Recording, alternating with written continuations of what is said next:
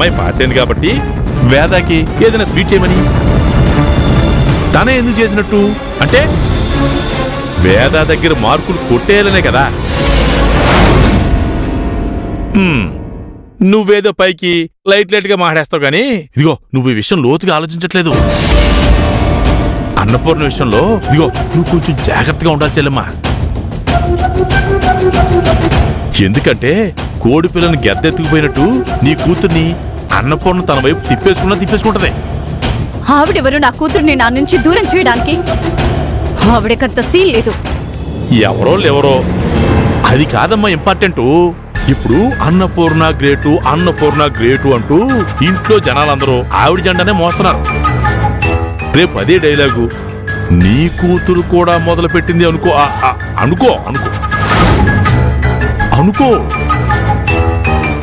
మాట వరుస చెప్తున్నాను చెల్లమ్మ. వేద చూస్తే చిన్నపిల్ల, పెద్దవాళ్ళు ఏం చెప్తే అదే నిజం అనుకుంటది. అలా మన మీద కూడా అన్నపూర్ణ గ్రేటే.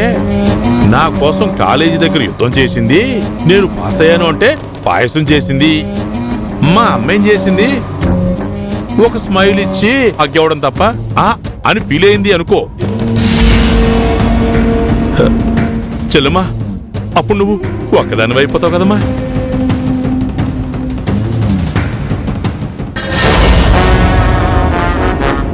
ఇగో ఏదో చెల్లెమ్మవు కాబట్టి మీ మంచి కోసం జాగ్రత్త పడమని చెప్తున్నాను అంతేనమ్మా.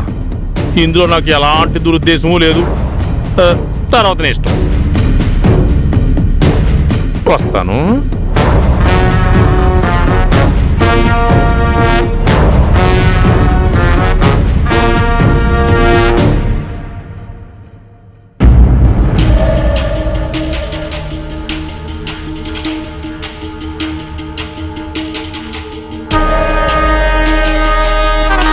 వీడేంట్రా ఈ ఇంటి వాచ్మెన్ లాగా మాట్లాడితే ఇక్కడే వచ్చి ఉంటున్నాడు?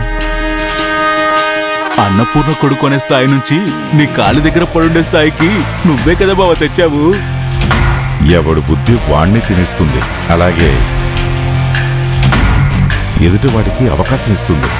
వాడికి కావాల్సింది వాడు వాళ్ళమ్మ వాళ్ళు మాత్రమే హ్యాపీగా ఉండటం. మనకి వాళ్ళు వీళ్ళు అని తేడా లేకుండా అందరూ నాశనమైపోవాలి. సరే రే బామర్ది, ఏంట్రా ఇదంతా ఇలా మరకలున్నాయి? ఈ బండ క్లీన్ చేయించలేదు ఇవాళ? అంటే బావా ఈరోజు పనులు రాలేదు బావా. వర్కర్స్ రాకపోతే ఎవరో ఒకరిని పిలిపించి చేయించాలి కదా. పోనీ నన్ను చేసుకోమంటావా ఏంటి? సరే వెళ్ళ మాప్ పట్రా. వెళ్ళు వెళ్ళు వెళ్ళు త్వరగా వెళ్ళి పట్రా. వెళ్ళు. అలాగే బావా.